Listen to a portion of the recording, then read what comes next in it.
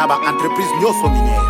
Inakatazwa, il est interdit epekisa mibana kosala misala na ba secteur minier. Inakatazwa batoto kutumika makazi. Ni muzuri kuoa, ni muzuri kuzala, minaleta kaferi wakikwita mzazi.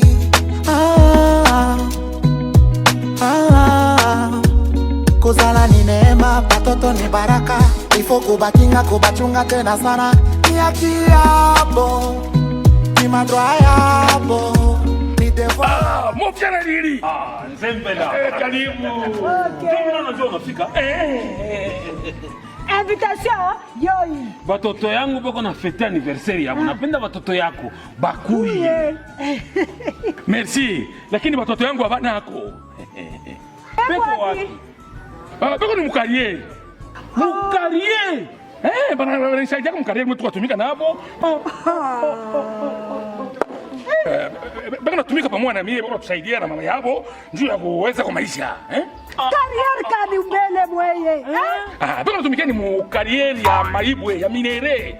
Njoo kupata namna tena mwe mwenyewe. Mkototo yangu tuloko na baba kubwa wako bakubashindi yako. Baba na muke na baba na mume wote wanasaidia paka mule. Pumba!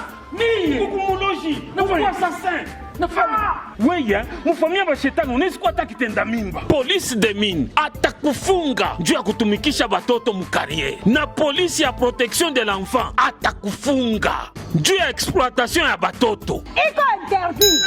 Inakataza kutumikiza batoto kiloko mu makariera mami. Nafasi ya batoto ni kumasomo. Hapana mu kariera. Njoo vile kumbe batoto kumasomo jo bonheur ya kesho kwenda batoshe mu carrière. Atabole batoto ko bole bakukomea banamuke na banaume ubatoshe mu carrière bakafate ma formation ya makazi bajue ma menuiserie ma mécanique ma kilimo juu minere inaishaka. Beba courage. Surtout batoto banamuke beko na courir ma risque mingi mu carrière. Malcolisme, ma drogue, ma viol. Merci beaucoup, amis téléspectateurs de la télévision communautaire.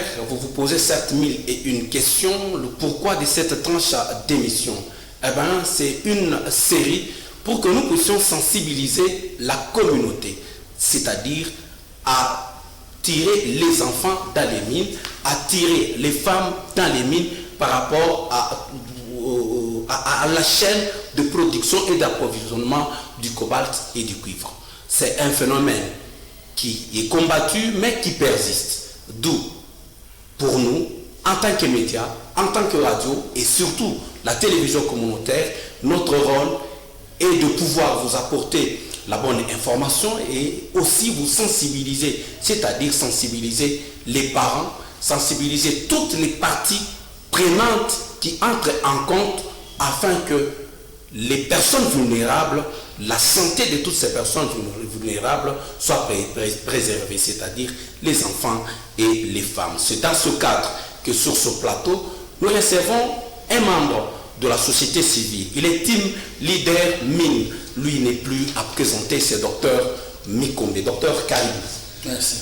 Et là, il est à ma gauche, c'est-à-dire à droite de votre petit écran, tandis que à ma droite, monsieur Abedi, il est du service SAEMAP chargé des mines et carrières. Et le thème principal, qu'est-ce qui fait qui explique assez qu'il y ait encore la présence des enfants et des enfants dans certaines carrières de la ville de Likasi et même beaucoup plus du territoire de Kambové. Et c'est le grand thème. Et quelles sont les raisons? Et pourquoi ces enfants persistent encore? Et quel est le rôle des parents? Quel est le rôle de la société? Quel est le rôle et même de l'État? La première question, je m'en vais à M. Abedi. Vous êtes de SAEMAP. Brièvement, si vous pouvez vous présenter aux téléspectateurs SAEMAP, Kaziake, Ninini, Zaidi Saïdi. Ok, merci beaucoup, monsieur le journaliste. Le SAEMAP, c'est un service d'assistance, d'encadrement des exploitants miniers artisanaux à petite échelle. Donc le SAEMAP a comme objectif d'encadrer les coopératives minières. Au sein des coopératives minières, c'est ce que nous appelons les creuseurs. Okay. Donc les creuseurs sont encadrés autour de la coopérative minière Et les SESCAM encadrent les coopératives minières pour qu'ils travaillent dans les mines. Ok. C'est ça la mission principale de SAIMAP. C'est ça la mission principale du SAIMAP. Est-ce que vous pouvez nous énumérer les quelques CA, comme on dit, les zones d'exploitation artisanale qui se retrouvent à Likasi et même dans le territoire de Kambové? Actuellement, nous avons une seule ZEA, c'est la ZEA des sites de Kisunka. À part les ZEA, Là c'est Likasi. C'est Likasi. Donc, à part Likasi, les sites que nous avons, ce sont des sites de faits. Donc, nous entrons dans des sites Jekami, dans des sites Boss Mining, comme Amilele, Amidingi. à Kimpese, c'est pour le CCC. Et quand vous allez vers Kambov, quand vous entrez directement, vous trouvez pratiquement, ce sont des sites Jekami, là où il y a un flux de gens qui entrent dans ces sites-là, qui ont été donnés aux Chinois. Donc, Kambov Ouest, ce sont les trésors qui entrent là-bas. Oh, voilà, là, illicitement. Là, c'est M. Abeti. Monsieur Dr Mikombe, vous êtes team leader mine de la société civile. Brièvement, team leader. Qu'est-ce que les téléspectateurs peuvent comprendre par rapport à vos fonctions? En fait, au niveau de la société civile, il y a ce que nous appelons les groupes. C'est ça qu'on appelle les équipes aussi, qui sont chargées d'un domaine. Et ces domaines portent un nom. Il y en a environ 20. Et celui que moi je chapeaute, c'est l'équipe des mines. Et c'est comme ça qu'on appelle ça Team Leader Mine, donc le chef du groupe de mine. Docteur Mikombe, la grande question, qu'est-ce qui fait assez qu'il y ait persistance des enfants et la présence des enfants dans nos différentes mines et carrières? Merci de la question. J'aimerais d'abord vous dire que actuellement la thématique mine, c'est celle qui attire toute la population et même le gouvernement.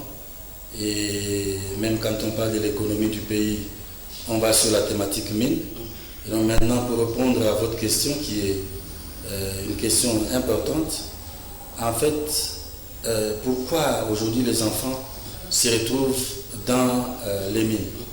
Il faut comprendre qu'il y a plusieurs facteurs que nous ne pouvons pas les énumérer tous ici. Mais la première des choses que nous pouvons dire, c'est que vous savez vous-même que la pauvreté est un facteur primaire. Beaucoup de ménages sont pauvres, ça c'est une première chose. Et pour essayer de pallier à la vie, parce que tout le monde a droit à la vie, et donc les femmes et les enfants et même les papas, tous se retrouvent dans les carrières minières, évidemment les carrières artisanales. Le deuxième facteur que je pourrais aussi citer ici, c'est en rapport avec le chômage. Beaucoup de parents, bien sûr, on peut dire que la pauvreté, ça peut être la conséquence du chômage, mais ce n'est pas vraiment ça. Mais le fait de manquer un emploi, chacun est obligé de se chercher une occupation pour pouvoir survivre. Mais le troisième facteur que je pourrais ressortir ici, c'est peut-être aussi ce que nous voyons comme exode rural, ou exode provincial, si on peut dire comme ça aussi. Et cela fait que ceux qui viennent d'ailleurs, ils se retrouvent dans un milieu, ils doivent chercher une occupation pour pouvoir tenir la vie. Voilà les quelques facteurs que je peux ressortir pour l'instant, mais d'autres pourront peut-être venir et mon ami Abedi pourrait peut-être les compléter. Ok, M. Abedi, hormis les trois facteurs, vous êtes une unité pratiquement étatique de l'État. Oui. Qu'est-ce que, selon vous, qui fait assez que ces enfants et même ces femmes se retrouvent dans les carrières? Et qu'est-ce qu'ils font là? En fait, la difficulté qui fait que ce travail persiste jusqu'à ces jours, comme l'a évoqué le docteur Mikombe, c'est des problèmes de survie. La pauvreté, et surtout qu'il ne faut pas oublier que les gens qui sont dans nos sites miniers, ce sont plus des Bakimbis. Des gens venant de l'Est, ils sont venus ici pour question de paix, mais la paix fait que, dans pas chaque coup, comme il y a la facilité là-bas, ils peuvent faire n'importe quoi. il peut faire même le tamisage, le creusage, et ils commencent à faire cette vie-là. Et c'est devenu une vie normale pour eux. Puisque une fois arrivés en ville ici, ils ne seront pas payés les loyers. Donc tu vois, la vie coûte cher ici. Là, vous avez des campements en bâche. Ça vous coûte moins cher, peut-être, à part l'achat de condiments, de l'eau, tout ça. Mais les restes là-bas, quand même, ils se sentent un peu à l'aise. C'est pourquoi la personne de cette situation ici sur le mine.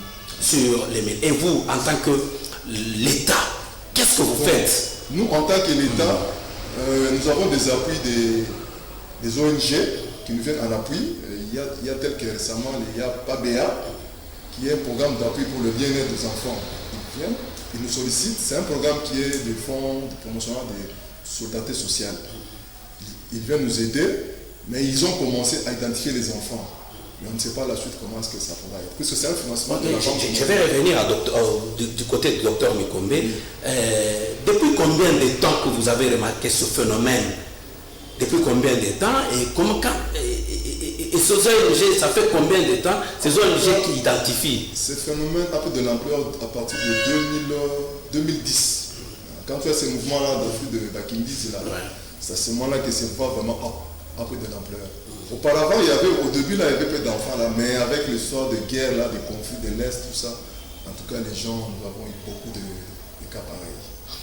Docteur Mikombe, à entendre M. Abeti, il a dit tout à l'heure qu'il y a eu des organisations qui viennent pour identifier les enfants, mais c'est peut-être pour une courte durée. Que faire? En fait,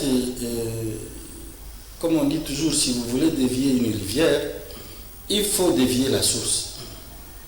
Si vous ne déviez pas la source, le courant d'eau ne peut pas être facilement retenu. Que faire? En fait, il faut faire un processus. Le processus que moi je peux dire, non de sensibilisation, mais plutôt de conscientisation. D'une part. Et d'autre part, l'État doit aussi prendre ses responsabilités par rapport à la vie sociale de sa population. Il faut peut-être aussi voir que si les enfants se retrouvent dans les carrières, ce n'est pas aussi nécessairement le fait de creuser ou de tamiser simplement, c'est peut-être aussi pour vendre les vivres. Pour vendre les vivres. Et quand l'enfant voit comment ses amis ou les grands sont en train de gagner facilement de l'argent en creusant une terre, il se dit, le temps que je suis en train de vendre, je perds beaucoup d'énergie pour rien, beaucoup de temps pour rien, il faut donc que je fasse un raccourci de la vie. Et le raccourci de la vie, ça veut dire chercher l'argent par le creusage des minerais. Et c'est comme ça que les enfants se retrouvent en train de grandir dans les carrières minières. Ce qu'il faut faire, c'est d'abord commencer par conscientiser les parents pour dire que la place de l'enfant, c'est à l'école et c'est en famille. Ce n'est pas dans la carrière artisanale minière. L'enfant doit se retrouver à l'école parce que si l'enfant n'étudie pas, le quotient intellectuel va continuer à diminuer et l'avenir de l'enfant est sombre.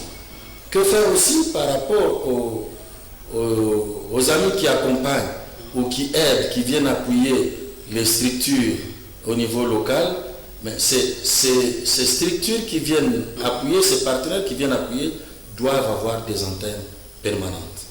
Parce que l'afflux des populations, comme nous l'avons dit, que c'est l'exode provincial ou l'exode rural, comme notre bien-aimé Abedi l'a dit, il y a des gens qui fuient la guerre, il y en a qui fuient aussi la famine chez eux. Tout le monde est à la quête du bien-être. Okay. Et donc, l'État devra créer des emplois. Des emplois pour permettre aux parents d'avoir une source de financement, une source de vie. Et c'est de cette façon-là que quand un parent peut se retrouver en train de travailler quelque part, il ne voudra pas que son fils puisse rester illettré ou rester trésor pendant que lui est en train de trouver un peu de moyens. Là, il va se dire que je dois amener mon enfant à l'école. Donc l'État doit tout faire pour réduire les taux de chômage et aussi créer les emplois. Je pense que jusqu'à présent, nous pouvons nous arrêter là et nous allons continuer.